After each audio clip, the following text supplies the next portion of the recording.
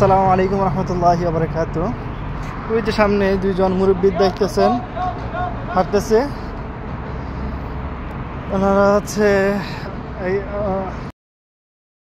আমাদেরকে কিছু মানে যেই ভদ্রলোকের কথা বলছিলাম, উনি হচ্ছে ওনার বাড়ি হচ্ছে কিশোরগঞ্জ। উনি সৌদি আরব আসছে প্রায় 7 মাস। 7 মাসে এখন পর্যন্ত আসার পর থেকে আকামা পায় নাই, এবং কি 7 মাসে কোনো টাকা পয়সা দেশে পাঠাতে পারে না এখন। এবং যে দালাল আনছে সে বইলা আনছে যে কোম্পানিতে কাজ দিবে, বাট আনার পর ওনাকে দিয়ে দিছে সাপ্লাই কোম্পানিতে।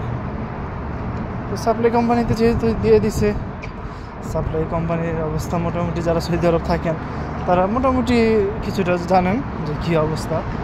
আর যারা সৌদি আরবের বাইরে থাকেন তাদের জন্য আমি কিছু মানে আমি যতটুকু যা জানি সেটা বলি আর কি।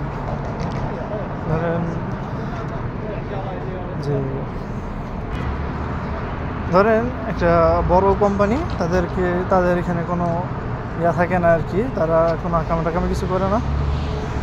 তো তারা এভাবে মানে একটা কোম্পানির সাথে চুক্তি করে যে তুমি আমাকে এতজন লোক দিবা, তোমাকে আমি এত টাকা করে দিব আর কি বেতন, তারপর হচ্ছে আকামা, এগুলো সব তোমার মাধ্যমে হবে। তো ওইরকম সিস্টেমগুলো যেগুলো ওগুলোকে বলা হয় সাপ্লাই কোম্পানি আর কি।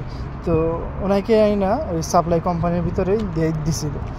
তো উনি মুরব্বী মানুষ যেহেতু, তো সেখানে থাকা খাওয়ার খুবই কষ্ট, তো উনি এখানে করতে পারে নাই, তাই আসা বসছে। এখন প্রায় 7 মাস যাবৎ আসার পর থেকে তো কোনো আকামা পায় নাই। এখন আজকে ওনার সাথে আমার দেখা হইলো তাইফ বাস স্ট্যান্ডে। উনি দেশে চলে যাবে আর কি, দেশে যাওয়ার জন্য এখন চেষ্টা করতেছে। উনি যাবে এখন তাইফ থেকে মক্কার গাড়িতে উঠছে। তো এখানে আমার সাথে, আমি এখানে আসছিলাম একটা কাজে, সেখানে কথা হয়েছে। তো উনি দেশে যাওয়ার জন্য চেষ্টা করতেছে। ইনশাআল্লাহ যদি আল্লাহ হায়াতে রাখে দেশে যাবে। মক্কা যাবে, মক্কা গিয়ে আগে উমরা করবে, সেখান থেকে যদি আল্লাহ হেদায়েত করে দেশে যাবে আর কি। মানে এই আসলে ভিডিওটা করার কারণ হচ্ছে যে দালালরা মানে কতটা নিকৃষ্ট। নিজের দেশের একটা মানুষ, আবার উনি নাকি ওনার এলাকারই। আর একটা কথা বলে রাখি, দালালরা কিন্তু কখনো কোনো কিছু বোঝে না যে এটা আমার আত্মীয় নাকি আত্মীয় মানে বাহিরের লোক, সেরকম কিছু তারা চিনেও না, চিনতে চায় না, কারণ তার দরকার হচ্ছে টাকা। তো সে ওইখানে মানে নিজের আত্মীয় স্বজনের সাথেও এরকম করে, অনেকেই এরকম দেখছি। তো যাই হোক, এটা এর মাধ্যমে আপনাদেরকে জানাতে চাইলাম আর কি যে দালালরা আসলে কতটা খারাপ হয়।